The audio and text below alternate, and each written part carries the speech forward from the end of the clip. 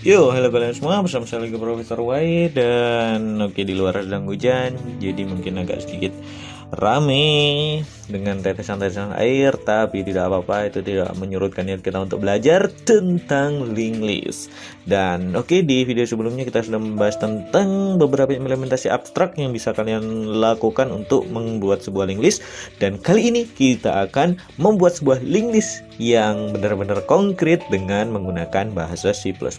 Dan oke, saya sudah membuka program yang namanya adalah dev C++ untuk mengimplementasikan sebuah link list. Dan seperti kalian lihat di video sebelumnya, untuk mengaplikasikan link list kita perlu dua buah komponen. Komponen yang pertama berisi data dan komponen yang kedua berisi petunjuk tentang data selanjutnya kan ya. Nah, dan komponen itu kita satukan dengan namanya adalah struct. Kalian bisa melihat struct di video-video tentang algoritma atau tentang dasar C++ yang lain, dan saya tidak akan membahasnya di sini. Mungkin saya akan membuat video di lain waktu tentang struct ini. Dan untuk link list biasanya dua buah komponen yang disatukan itu kita sebut namanya adalah node. Jadi mungkin kita sebut ini juga sebuah node. Dan ada dua buah komponen. Yang pertama adalah komponen data. Kita sebut ini sebagai komponen data. Dan ini merupakan tempat data kalian disimpan. Dan mungkin untuk data kalian disimpan ini kita ambil aja tipe data yang paling sederhana, yaitu integer. Kita sebut namanya adalah data. Dan yang kedua adalah komponen penunjuk untuk data selanjutnya. Kita sebut aja karena ini data selanjutnya, kita sebut ini next. Dan tipe datanya ini merupakan tipe data adalah tipe data pointer. Nah, tanda bintang di sini menunjukkan ini adalah tipe data pointer, atau kalau di video sebelumnya kalian bisa melihat ini adalah alamat dari data selanjutnya. Nah, untuk pointer sendiri kita akan membahasnya tersendiri karena itu memang cukup rumit juga. Tetapi untuk kali ini kalian anggap saja pointer ini merupakan alamat dari data selanjutnya. Oke, seperti ini adalah implementasi konkret dari yang namanya link list. Ketika kalian sudah membuat seperti ini, kalian berarti membuat sebuah link list sederhana yang hanya terdiri dari satu gerbong. Nah, oke. Ini implementasi abstraknya, dan kemudian untuk pembuatannya, untuk menyimpan data kita perlu menginisialisasinya. Kita ambil namanya adalah gerbong pertama, gerbong 1. Nah, jadi nanti struktur datanya akan seperti ini, gerbong nomor 1. Nah, gerbong nomor 1. Nah, kemudian bagaimana cara kita mengisi datanya? Kita mengisi datanya dengan menggunakan dot data sama dengan 1. Oh ya, ini belum ada titik koma di sini. Data sama dengan 1. Nah, ini adalah cara mengisi data.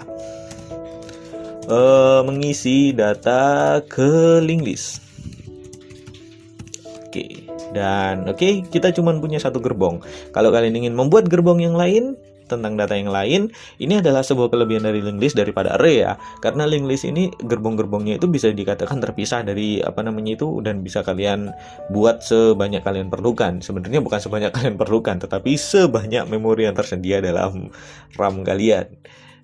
Dan beda dengan array yang di situ ketika kalian menginisialisasinya kalian juga harus langsung menentukan panjangnya. Tapi kalau di link list kalian nggak perlu menentukan panjangnya, cukup kalian inisiasi satu gerbong dulu. Dan kemudian setelah itu bagaimana cara kita untuk menginisiasi gerbong yang lain? Kita ambil saja namanya adalah gerbong nomor 2. Nah, gerbong nomor 2, kita isi gerbong nomor 2 ini dengan mungkin kita ambil ini angkanya adalah 2. Mengisi data ke gerbong nomor 2. Nah, setelah itu gerbong nomor 2 ini kan berdiri sendiri ya. Maksudnya ya berdiri sendiri, beda dengan gerbong nomor 1. Bagaimana cara kita untuk menghubungkan gerbong nomor 2 ini dengan gerbong nomor 1? Kita ambil namanya adalah node next ini untuk menghubungkan sebuah gerbong kan ya. Nah, jadi gerbong nomor 1 kita hubungkan dengan gerbong nomor 2. Jadi yang di sebelahnya gerbong nomor 1 ini akan kita sebut dia akan kita sambungkan dengan gerbong nomor 2, sehingga nanti jadinya akan seperti ini. Gerbong nomor 1 terhubung dengan gerbong nomor 2. Nah, ini adalah link list.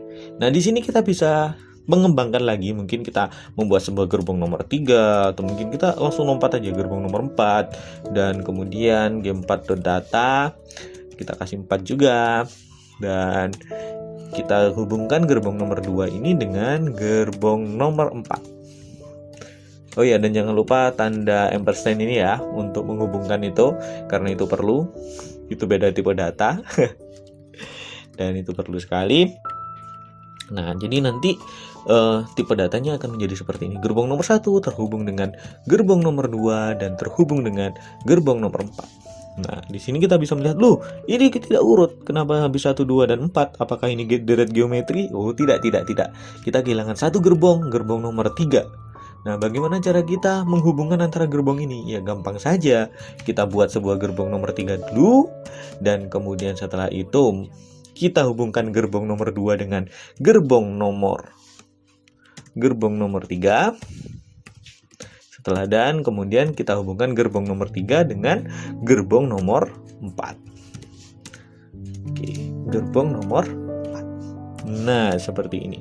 Sehingga nanti jadinya adalah gerbong nomor 1 terhubung dengan gerbong nomor 2, terhubung dengan gerbong nomor 3, terhubung dengan gerbong nomor 4. Nah, bisa kalian lihat di sini ketika kalian menghubungkan satu gerbong dengan gerbong yang lain, maka otomatis gerbong itu terputus. Maksudnya gimana?